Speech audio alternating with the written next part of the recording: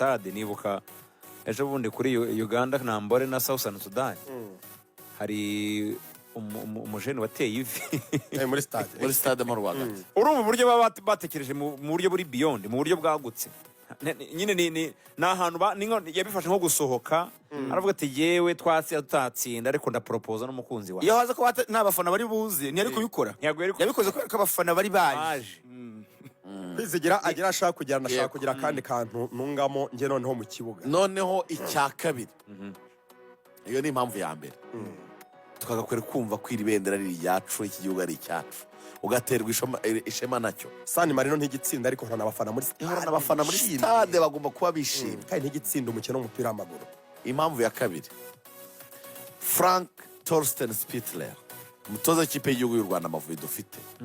amaze kutwereka ibi bintu muri campaign 3 zitandukanye kumwiteganwa azatsinda match ya mbere cyangwa azakwigaragariza muri match ya mbere byibagirwa dutangira na campaign yo gushaka itike y'igikombe cya cy'isi Zimbabwe yaraje baranganya ndabeshya ibe banganyirije ihuye za kubusa match ya kabiri yayigenje gute yarashe South Africa 2 kubusa iyo campaign tuyivuyemo buracya bajya mu mikino ya gishuti muri Madagascar Botswana ubusa kubusa Madagascar yagize gute yahise ayirasa bwa gatatu muri AFCON tujya muri ni AFCON igikombe cy'isi kuri faze igikombe cy'isi ya muri Cote d'Ivoire tujya gukina ikipe y'igihugu ya Benin Axel yari yagiye Benin dukina na Benin muri World Cup qualifiers twa dufite Benin na Lesotho duhera kuri Benin muri Benin turabiriye kimwe kubusa Lesotho yarabyishyuye kayitsinde nayo kimwe kubusa nakwizera George dusubira Abidjan muri Cote d'Ivoire muri AFCON baturasaba itatejo bundi ikibuga kiratunyererana baza hano kuri stade Amahoro baraswa 2-1 barasa 2-1 mbere yuko tujyaho twe twanganyije na Nigeria hano urimo nabyumva so n'ubwango muri campaign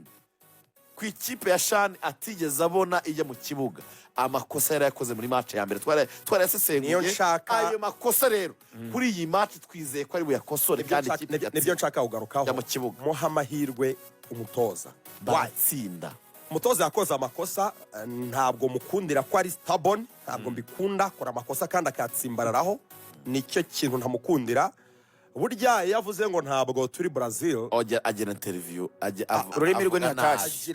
bagira ururimi rukeba avuga oya ntabwo ari ururimi rukeba rukubita ahababaza ariko byanyabyo agira amagambo y'urucantege abishye ku banyamupira arumva n'umutoza n'umwe ku isi ari aroga cyane afite ni nka Ten Hag afite n'amagambo ya Ten Hag aratsindwa na FC akabidefana ntabwo azi